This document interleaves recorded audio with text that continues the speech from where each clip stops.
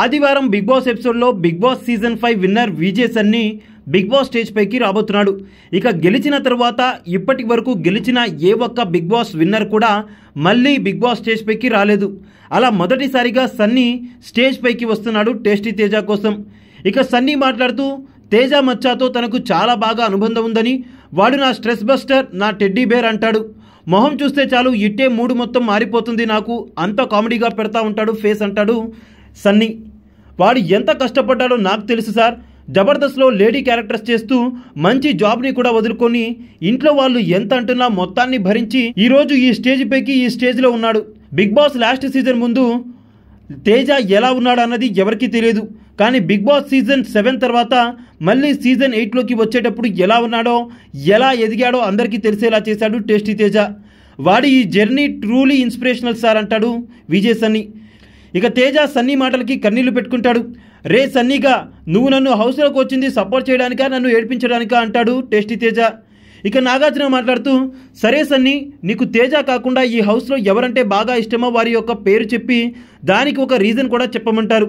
ఇక విజయ్ సన్నీ మాట్లాడుతూ, హౌస్లో ఉన్న వాళ్ళందరికీ కూడా హాయ్ మచాస్ సార్, అందరూ కూడా నా స్వీట్ హార్ట్సే, కానీ వీళ్ళలో నాకు చాలా క్లోజ్గా ఉన్నవాళ్ళు, నన్ను నేను ఐనాలో చూస్తున్నట్టు అనిపిస్తుంది ఒక ముగ్గురిని చూస్తే, వారి పేర్లు చెప్తాను సార్ అని అంటాడు. ఇక వాళ్ళు ఎవరు అంటే మొదటగా నిఖిల్ సార్. టాస్క్లు అంటే సేమ్ నాలాగే ఆడుతున్నాడు, ఎక్కడా కాంప్రమైజ్ అవ్వకుండా 100% పెట్టేస్తున్నాడు. లవ్ యూ మచ్చా, నువ్వు ఈ బిగ్ బాస్ హౌస్కి దేవరవి అంటూ సన్నీ అయితే ఒక టైటిల్ని ఇస్తాడు నిఖిల్కి. ఇక దాని తర్వాత మన ఓరుగల్లు ముద్దుబిడ్డ నబీల్ సార్.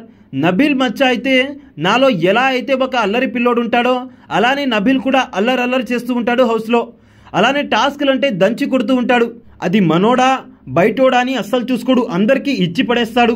అలానే నామినేషన్స్లో నేను ఎలాగైతే నామినేట్ చేస్తానో అలానే వింత వింత ఎక్స్ప్రెషన్స్తో నన్ను రిప్లికేట్ చేస్తున్నాడు అంటూ చెప్తాడు సన్నీ.